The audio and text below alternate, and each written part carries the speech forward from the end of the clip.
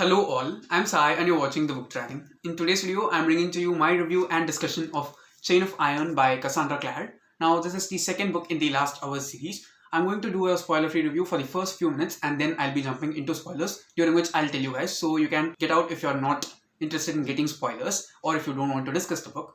In order to read Chain of Iron, you'll have to have finished reading the Infernal Devices as well as Chain of Gold. So without any further ado, let's get into the review right away. First, let's see something about the plot of Chain of Iron. Now, Chain of Iron consists of the events that happen after 4 months from the end of Chain of Gold. Now, that is something which happens with very high stakes in the end of Chain of Gold that sets up the plot for Chain of Iron. So it is necessary to have some time gap in between both the books. So we have this 4-month time gap, and all the things that have happened in those 4 months are also seen in glances throughout the entire book. The plot of this one deals with a serial murderer who's just killing some of the Shadowhunters, and something is happening to the Shadowhunters who are dead.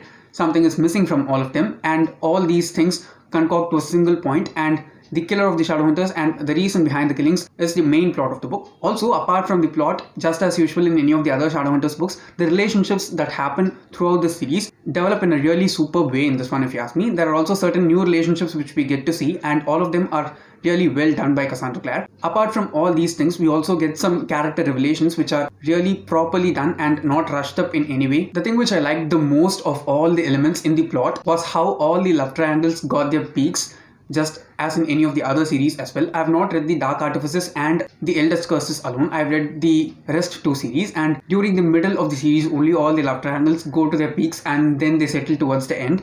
It happened in the exact way in this one also. Now, talking about the characters, each and every main character that we saw in book 1, I told in my review of Chain of Gold itself that there are multiple main characters. If I'm not wrong, in the first book we had focused on 15 main characters, but in this one not all those characters are given that much focus. There are certain points at which each and every character is given a lot of focus and their story is developed, but throughout the book we just get 3 people who are talked about a lot.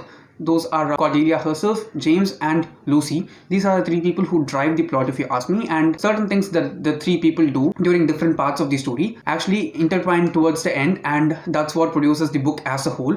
But apart from the 3 main characters, also all the other friend characters that we have also have really good roles to play. The relationships that are blooming in this one are shown in a really great way. The slow burn elements of some of the relationships and some instances during which some relationships just catch fire and go on, all those are done really well. It doesn't seem like any of the characters is behaving out of their usual character demeanor. Also, we get a lot of the main characters from the Infernal Devices playing really good roles in this one from Chain of Gold, if you ask me, and that was a really good add-on for the flavor of the entire book. Moving on to the world building, we get a lot of backstories for all the main characters, not just the 3 main characters whom I talked about, but also all the other main characters who drive the story in different levels. All the things that all these characters do affect the story in multiple instances, and all those small instances put together give us the big climax that happens towards the end of this one. Also, apart from just the characters' backstories, we also get some new demon dimensions. We get some new demons that are introduced into the story, and some of the demons that have not at all been dealt by this generation of Shadowhunters, since the Shadow World inside London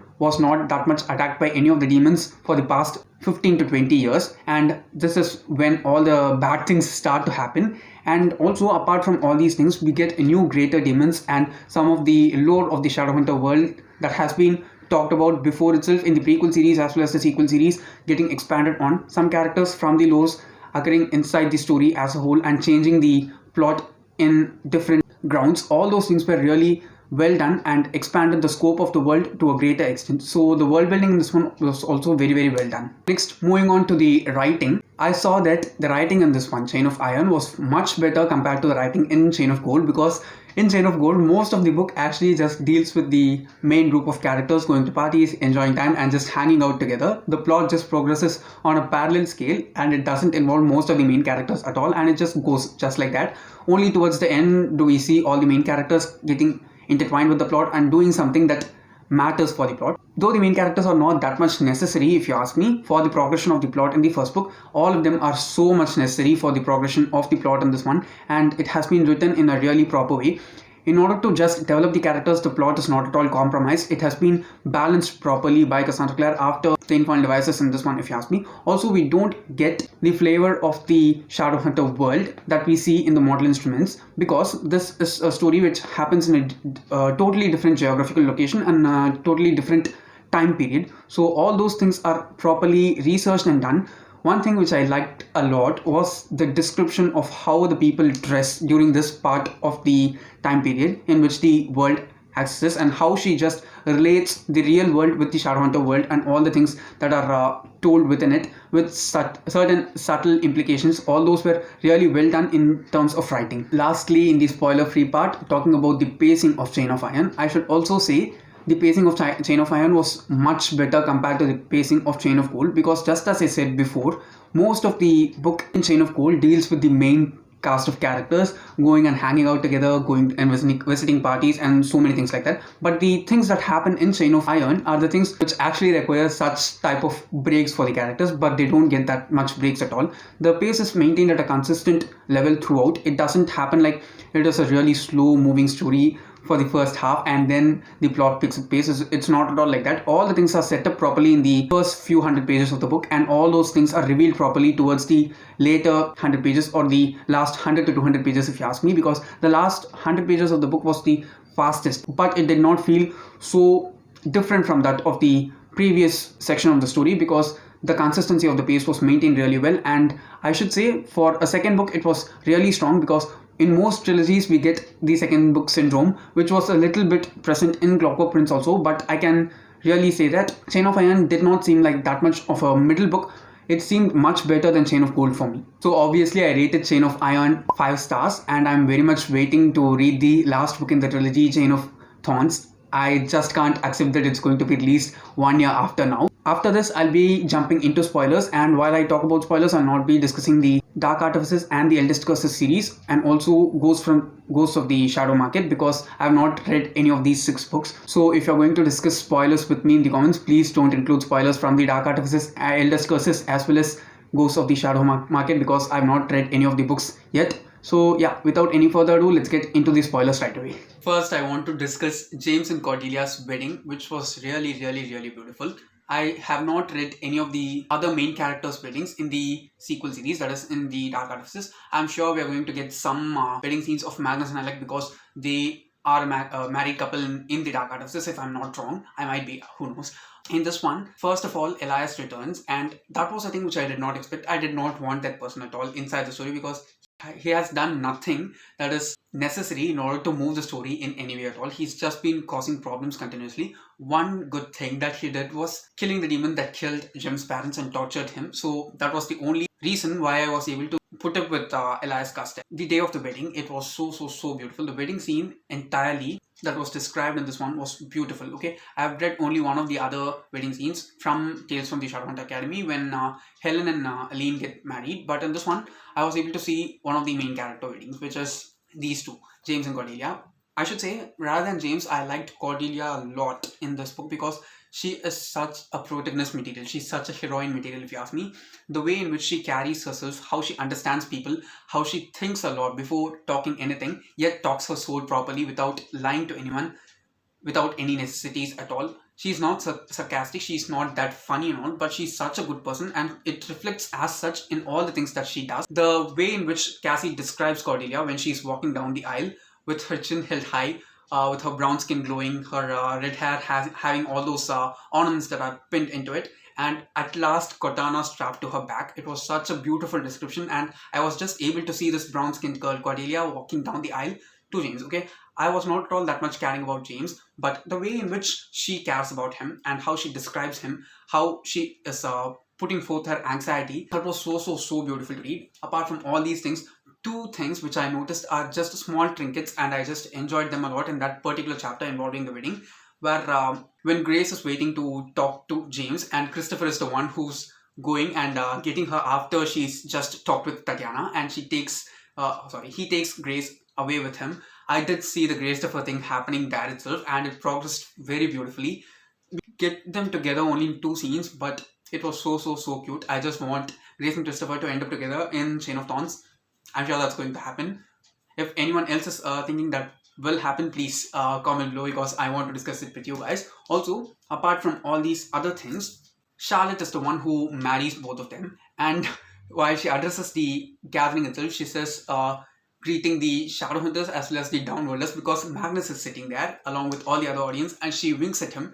Those small little things, subtleties that are added into this entire book made it so special for me. Okay, the characters are the ones who are so special for me in the series, and there are like just little subtleties and nuggets like that added by Cassie in this one that makes the book so special and the world even more real for me. Following the wedding, we get to see how the house in which Cordelia and James are going to live in, and how James has made everything that is very much suitable to Cordelia's necessities, and how her likes and desires are so much mattering to him, though he considers the marriage to be not that much of a real one. Yet there are certain things which are just shown really pure to us. Okay, the angst in this one was so great, because I was expecting it a lot, because it was made so clear that Cordelia is in love with James, and James too loves Cordelia, but he doesn't know it because of Grace's spell. And they are going to get married and stay married together, act married together for a year, and then divorce. I saw all these things coming, but the game nights was something which I did not expect at all, and it was such a great addition for the entire plot. The game nights was actually hinted by Cassandra Clare in one of the promotions for Chain of Iron itself. I think it was in her Instagram post or in the live show that she did with Emma Books, A Clockwork Reader, and the story Ain't Over, because I did watch the live show in a recorded way, and then I'm also following Cassie in Instagram. You know that obviously. In some of these two platforms, she did say that there is a scene having Cordelia and James playing chess in Chain of Iron, and I did not expect that to be played in such a cute way in this one. Okay, the way in which Cordelia explains that chess is a game that was originated in Persia, and Persians are the ones who invented chess, all those things, they just added multiple layers for the relationship between them. They are friends first of all, and then everything else. That was really beautifully shown in this one. Also, when Cordelia is not able to change from her dress, she asks for his help, and the flame, okay, the angst actually starts at that page, and it just keeps building throughout the book. Okay, multiple instances. Okay, I just enjoyed seeing both of them together, though James is not completely aware that Cordelia is in love with him. The way in which Cordelia holds herself back during multiple instances, but she does not give up any of her virtues in any instant, any of her self-respect and dignity at any instant, just for the sake that she's married to him, was really beautiful. I just liked the way in which it played out properly. Also, apart from all these things, the bonding that James and Alistair start to develop because of Cordelia and Elias, it was also really well done. Getting to the actual plot of the book, the killings that are happening and how each and everything is linked, I was able to sense that there are some things that Cassie is giving as clues to us. That is the window being opened and James feeling not that great. I was thinking that, okay, James might be doing this due to Belial's influence, because great elements cannot be killed that easily. He's just injured, so he will have power because they have the same blood and all the other stuff like that. But I was also really sure that if the window is open, she will not be just poking at it in each and every place after the killing is happening, because it will be made so obvious. Some things are obvious in the plot, but there are certain things like this which are repeated continuously. They might not be so real, because it will just make the suspense element so flat, and it was not at all so.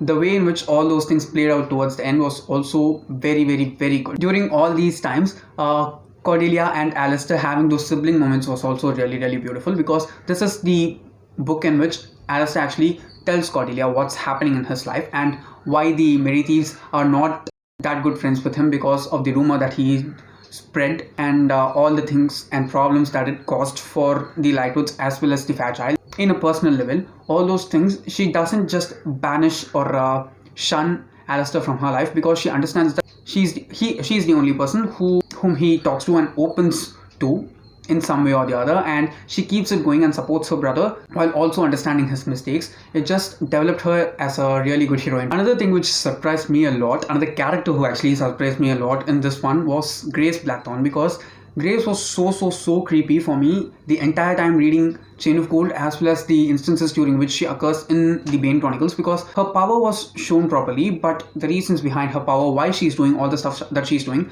it is being made to sense that Tatyana is the one who's behind all these things. But why? Okay, and how has she done all these things? They are not all revealed in any of the stories in the short story collection or in the first book, but in this one, the way we get Grace's backstory in just chunks that are strewn throughout. Okay, they happen during the same time during which we get the flashbacks in Chain of Gold, but there we concentrate on James alone, and here we concentrate on Jesse, Grace, and Grace's point of view alone. It was very, very, very well done. How she grew up with Jesse and how much Jesse matters to her, because Tatyana's not at all a good mother. Okay, she's just there as a parent or a guardian, but she's not at all doing anything that needs to be done. She's just giving all her love to Jesse, but she doesn't want both of them to become Shadowhunters, though it's their choice for Grace and Jesse to become Shadowhunters. And how Jesse helps in training Jace. I just said Jace. Okay, Jesse helps in training Grace, and apart from all these other things, how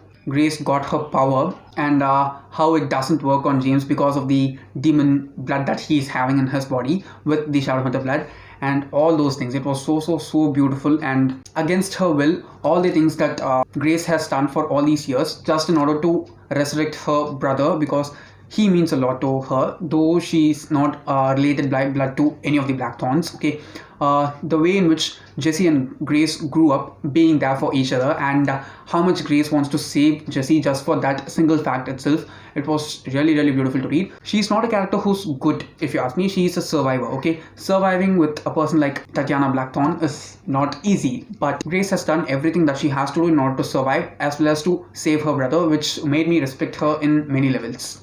While talking about Grace, I cannot miss the two scenes in which she gets interacted with Christopher and how that cute relationship has started. Okay, I just want to see a lot more scenes of Grace and Christopher together, because Grace is one who's focused a lot, but she's shown as a really negative shade.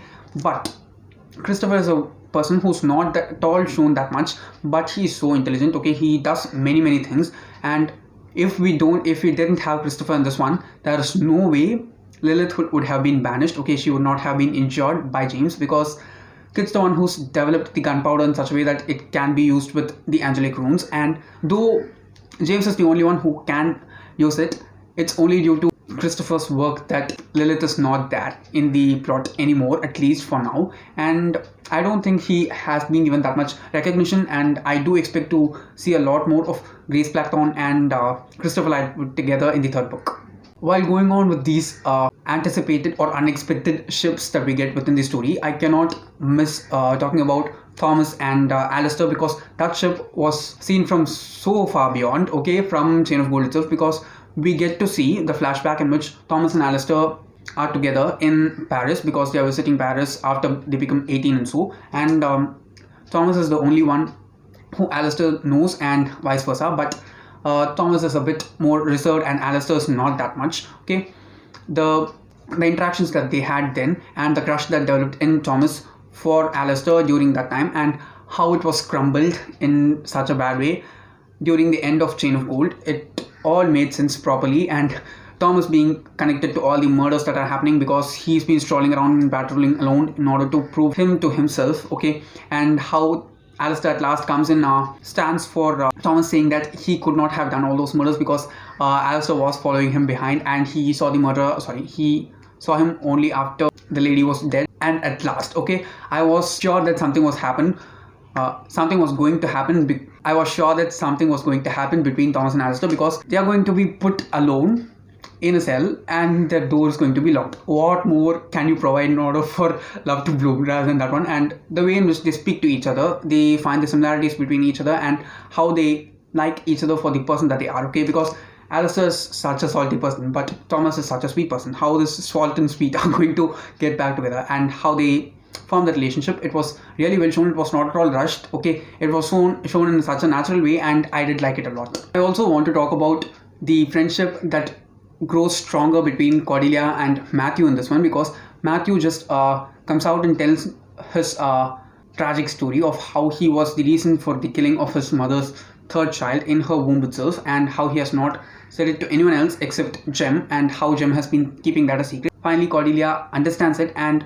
she does encourage him to say it to his friends as well, but Matthew is not yet ready, and how she keeps his secret with her, and she's such a good friend to him. It was really, really beautiful. Also, the car ride that they take from London to go and find Waylon the Smith, and finally they actually Cordelia does find Whale in this myth and becomes his paladin. But finally we get the biggest revelation. Okay, I did not see that coming at all, but I wanted to see this character so badly. Okay, after having finished the Mortal Instruments, in the Mortal Instruments, my second most favorite female character after Isabel Lightfoot is Lilith, because she's the one after Izzy who does everything by herself. Okay, anything that Lilith wants, she doesn't depend on anyone at all. She does it on her own. The power that she has, and how she uses that power, how she maneuvers every people, manipulates things and makes things happen in her way all alone. Okay, without any other people's help or any. It was so well done. And in this one also, I did see that Magnus, who was shown as Magnus, was not actually Magnus, because there is this particular scene in which we get the magic of Magnus being shown, and it is described as bronze colored sparks. But I know, okay, Magnus's magic is blue in color, so this might not be Magnus, or that might be something wrong that's going on with him, because it doesn't feel like Magnus. Okay, although he talks in the proper way and dresses in the exact way and behaves exactly like Magnus, the color of this magic is wrong. I was able to notice that, but I did not see this huge thing coming on. But when it happened, when we saw Lilith and how she has just outpowered everyone, being a single woman, it was awesome. Okay, that's one of the main reasons why I like her. Not because she is a woman who does everything alone, because she's a person who is alone and does everything on her own, and she holds herself accountable for all the things that she's done. It was so epic. But I did not like the way in which Lilith was banished, because a bullet, in order to injure a greater demon, okay, even though you're Herndale and have both angel and demon blood, I could not buy it, because Lilith is so strong. Okay, so strong. I'm emphasizing this because she's one of my favorite characters. The way in which she was close just with a single bullet, I was not at all able to take it. I do think Lilith is going to come even more powerful in Chain of Thorns. Another thing which I concentrated and saw that was very well done by Cassie in this one was how much she focused on Matthew's drinking problem, though it does not seem to be happening to such a great extent from the people who are around him. While we concentrate on Matthew alone and the things that are happening to him and how he is behaving to himself, it is just so clear that his drinking problem is so high right now, and it might lead him to such places like Elias was brought to. And the way in which Cordelia was there as a friend to him, and how she asks him not to drink except for some little alcoholic beverages alone during their trip to Paris, it was really good, because it might help Matthew in order to get him out of the drinking. Of course, she cannot ask him to quit drinking completely and then get out, because it will give him huge withdrawal symptoms. Okay, even though he's a Shadowhunter, he will experience all those things. They are strong, but they have like stupid emotions compared to human beings, that is us mundanes. Okay, I think we mundanes are always better compared to Shadowhunters. Okay, anything that you say, I'll also always say that the mundanes are better. We are better compared to anyone else. And this one, it was really well done. The amount of concentration that Cassie has given to that problem and how she has addressed it, and the things that Matthew feels and how the people around him feel, but they are not able to address it to him because they think that it might just worsen the condition, but they don't take any necessary steps. There are only 2-3 instances during which the characters actually speak about his drinking problem to him. One is the scene in which James actually talks to Matthew and it does not end up well. The next one is Cordelia asking him to bring down his drinking if he wants her to go to Paris with him. It was really properly handled and portrayed for us in this book. Finally, I want to talk about Tatyana Blackthorne. Okay, I was thinking from her point of view in the further books in the series, like in the Infernal Devices as well as Chain of Gold, but in this one, I'm sorry that I'm going to swear, okay? Tatyana Blackthorne is a bitch, okay? Because she's been using everyone, manipulating everyone, just because she's a psycho, and she actually got this daughter, okay? She actually bought the daughter and trained her in order to seduce men. One instant which made me like totally hate her, okay, to the core, was that scene in which she asks she doesn't even ask, she orders Grace to seduce Jesse. It was so much, okay? It was like so much over the top. That's it, I cannot put up with this character anymore. And that's the instance during which everything makes sense to Grace also, and she goes to James and tells all the truth, sees the bracelet being broken. It was so well done, okay? I was just not at all able to put up with her. Finally, I was not able to accept that the Adamant Citadel, okay, it's such a huge building if I'm not wrong, and it has a lot of guards placed around it. People can't just escape out of there, but this bitch, okay, she does. And I was not able to understand, okay, how can she just escape from the Adamant Citadel? Okay, I know that she has a connection with Belial and the powers that she has given her, but this is way too much, okay? How can a person who's sent kind of like a prisoner to the Adamant Citadel to become an Iron Sister just escape out of there and go there and walk like that and just escape? I was not at all able to take that, okay? I just want Tatyana Blackthorne to have such a bad ending that none other of the antagonists has ever had, and I just want to see it. Okay guys, that's all my thoughts, feelings and emotions on Chain of Iron. And if you want to discuss the book further on with me, please do comment below, because I like to discuss with as many people as I can about this book, because it was such a ride for me. And that's it for today. If you did enjoy watching this video, don't forget to give it a thumbs up and also share it to your friends. If you want to get more content from me, do subscribe to the channel, because I publish new videos every Sunday, Tuesday, Thursday and Saturday. Thanks for watching and have a great rest of your day.